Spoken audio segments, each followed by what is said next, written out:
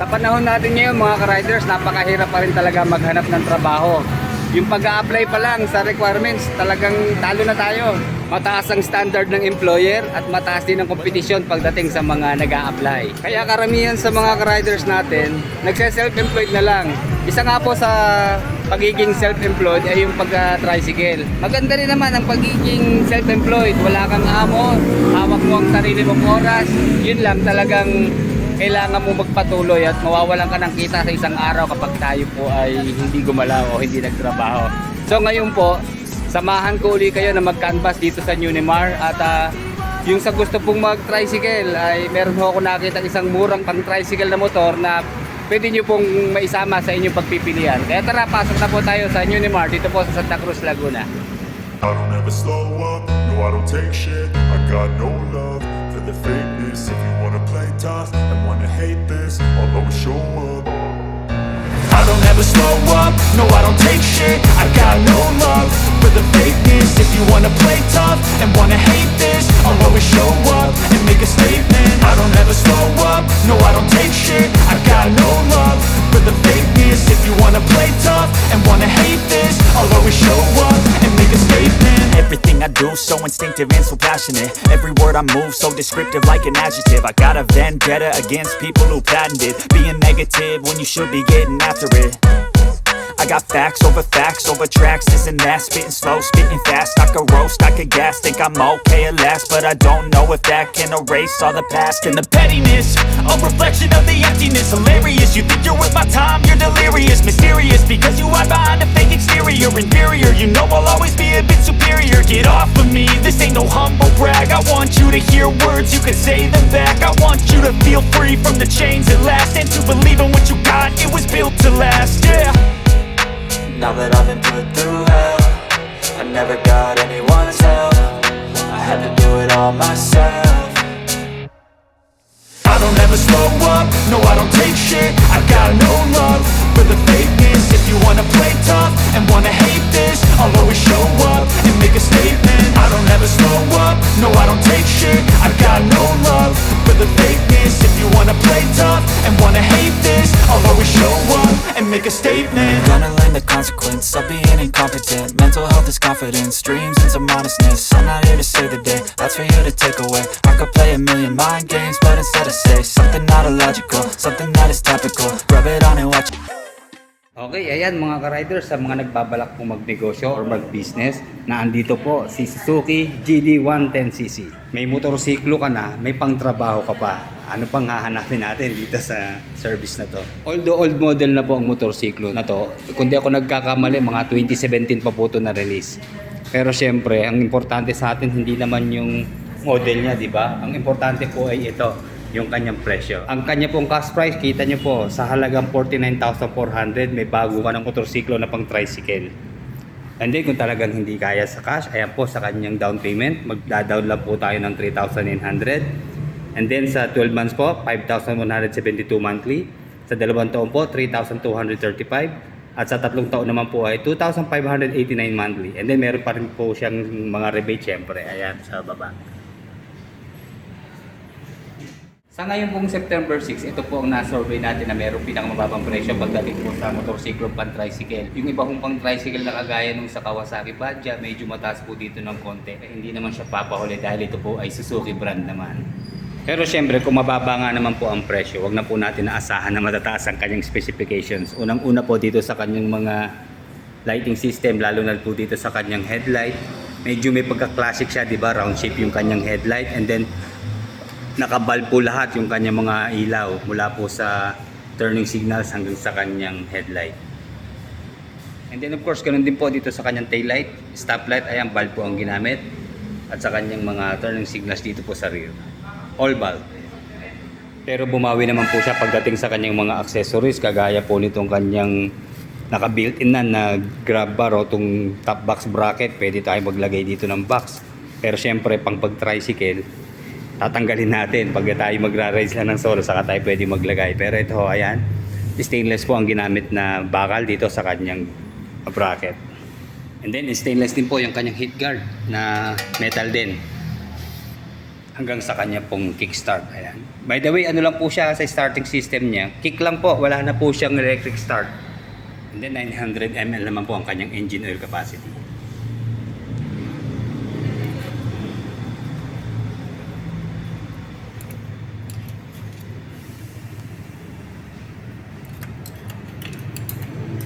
And then syempre telescopic fork na front suspension. And then dito po sa front brake niya, ayan, drum po ang ginamit. And then spoke type po ang kanyang wheels dito sa front, na stainless po ang kanyang rim. Okay, sa kanya naman pong front tire, meron po sukat na 2.50 by 17. And then meron po siyang brand na Chenshin tire na made in China po syempre. At tube type pa rin po siya. And then 2.75 by 17 naman po ang size dito sa kanyang rear tire. And then pareho po nakadrum ang kanyang mga preno, front and rear. And then syempre dual shock na rin po ang kanyang rear suspension. Nga pala mga riders, isang kulay lang po ang available dito sa Suzuki GD110cc. Ito nga pong glossy black.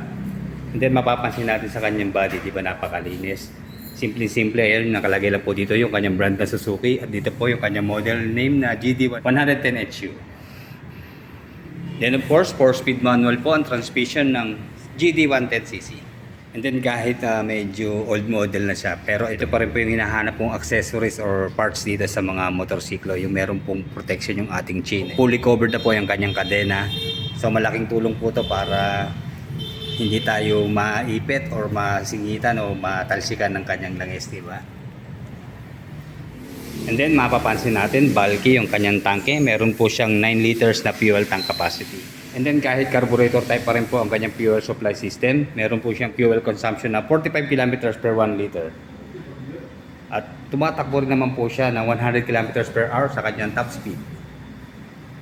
4-stroke, single cylinder, 2-valve, air-cooled po sa kanyang cooling system, single overhead cam, carburetor type po sa kanyang fuel supply system, 112.8cc displacement, and maximum power of 8 horsepower at 8,500 RPM, maximum torque of 8.5 Nm at 5,500 RPM.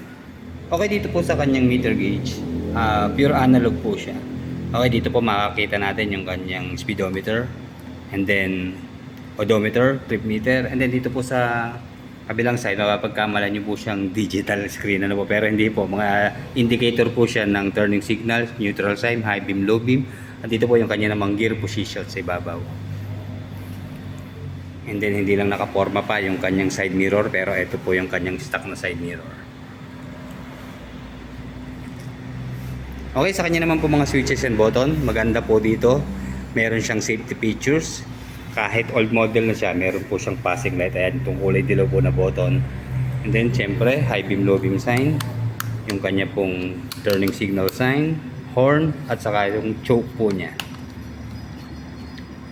And then, dito po sa kabila, ayan, meron po siyang kill switch. And then, meron pong switch off, DRL, at saka yung kanyang headlight. And then, wala nga po siyang push button, electric start. And then naked handlebar niya na naka stainless na rin po. Ang ganda po ng pagkakakurbada niya, di ba? Mataas yung kanyang position. So dito hindi tayo mangangawit, hindi pasubsob yung ating riding position. Kanyang stock na seat cover, ayan, sigurado makapal po ito. And then ngayon meron po siyang double stitch dito sa side. And then maganda po yung kanyang parang semi-leather po yung quality ng kanyang seat cover. And then malambot po yung foam ng kanyang upuan. Although medyo diretso siya, no? Pwede naman natin itong patabasan o pakortihan para mas komportable po tayo. By the way, mababa lang po yung kanyang seat height, nasa 766 mm. And then sa ground clearance naman po, nasa 140 mm. Bulky po siya, mukha siyang mabigat, di ba? Pero tumitimbang lang po ng 108 kilos sa kanyang curb weight. Kung maobserbahan nyo po, di ba naka-side stand na siya pero parang center stand, tuwid na tuwid, ano po. So siguro tayo na bahala mag-adjust ito para mas tupagilid pa. Okay, para ma-prove natin kung mababa talaga yung kanyang seat height na 766. Sakyan po natin, ha. Sa ating pong height na 5'8", ayan, lapat po ang ating dalawang paa, flat-footed po tayo sa side. Tapos hindi tayo masyadong bukaka kasi makitid lang yung kanyang upuan. Then, kagaya ng sabi ko kanina, maganda po yung pagka-upright position ng kanyang manibela kasi ang taas po ano? Hindi tayo pasubsob. Talagang komportable pa rin kahit nagta-tricycle lang tayo. Hindi tayo mapapagod sa biyahe nito dahil medyo straight body pa rin tayo. Hindi tayo pasubsob. Kasabay ng pagta-tricycle, formado pa yung ating motorsiklo, di ba? Dahil dito sa kanyang naked handlebar. Okay, ayan, malayo po sa ating hita. Ang laki po ng distansya. Then, ang ganda rin po ng kanyang bar end na naka-chrome na. Malayong malayo po. Ang laki ng distansya. Siguro mga 3 inches po. And then, dito sa kabila. Siyempre, same lang. And then, check natin yung kanyang front brake na drum. Lipat muna natin si Price. Naka-tape po yung clutch niya kaya hindi natin hindi natin para tanggalin. Okay, dito po sa kanyang front brake. Okay, malalim po siguro hindi pa na-adjust to. Sabagay, ang kagandahan naman po sa mga drum brake, mabilis siya i-adjust. Saka low maintenance talaga, wala ka nang po problemahin na brake pad o caliper, brake fluid. So adjust lang sa drum, okay na. Less gastos, syempre yun ang number 1. Then sa kanya naman pong rear brake na drum din. Okay, medyo malalim din po. Ito naman ho ay kayang-kayang gawa ng paraan at adjust lang. Ay nalaglag na yung price natin. Dito bawi tayo sa kanyang rear suspension. Pero alam ko ho, dinodoble ang mga shock di ba? Sa likod, lalo't lalagyan ng sidecar. Kaya sigurado, expect na natin na hindi malambot yung kanyang shock. Pero pag magsisingle tayo, ito, siyempre, ito lang dual shock ang ating gagamitin. Okay, sige, check natin Lambot din po niya. Sumasabay pa po yung lambot ng kanyang upuan. Responsive din naman yung kanyang dual shock. Kaya all in all, not bad para sa isang less 50k na pang tricycle na motorsiklo.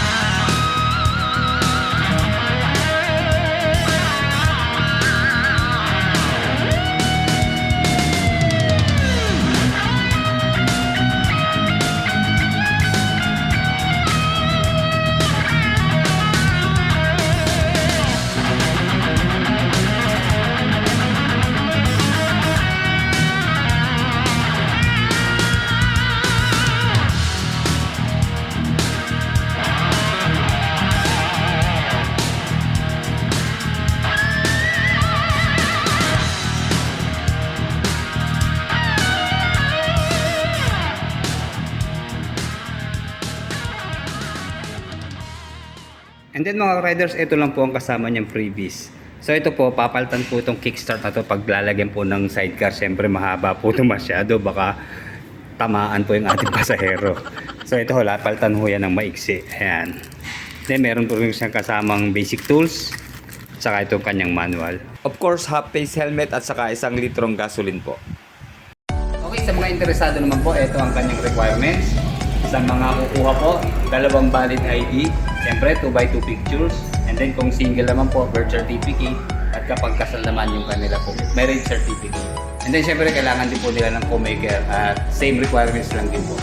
And then ang maganda po dito, kung kukuha tayo ng co-maker, hindi na tayo maghahanap sa labas. Yung family member natin, at least meron pong source of income. Pwedeng asawa, kapatid, or kamag-anak nga po ay okay na. And then clarification lang po sa mga kukuha po na mag-umpisa mag-tricycle. Ang requirements po nila ay dapat po ay professional po ang ating driver's license kung gagamitin po natin na pampasada po talaga. Pero kung halimbawa gagamitin po natin as delivery, lalagyan ng sidecar o pang-deliver ng mga Shopee, Lazada, okay na po ang non-pro.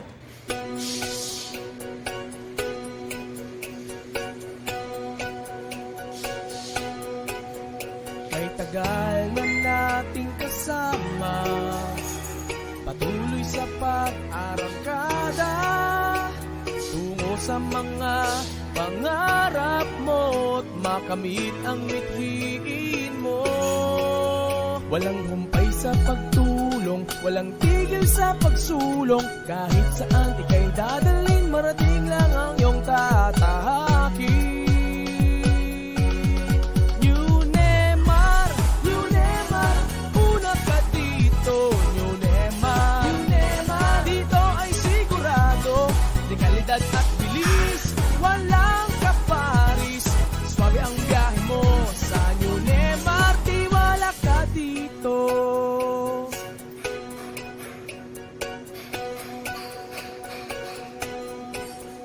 Kay tagal na nating kasama, patuloy sa pag-arangkada, tungo sa mga pangarap mo't makamit ang mithiin mo. Walang humpay sa pagtulong, walang tigil sa pagsulong. Kahit saan ika'y dadalhin, marating lang ang iyong tatahakin.